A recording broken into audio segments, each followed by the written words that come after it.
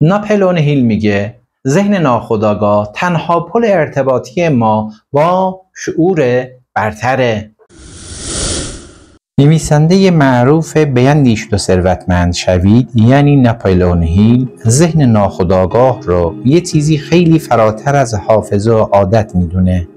او میگه ذهن ناخودآگاه تنها پل ارتباطی ما با شعور برتره، یعنی اون ذهن جهانی یا هوش نامرئی که پشت تمام زندگی وجود داره.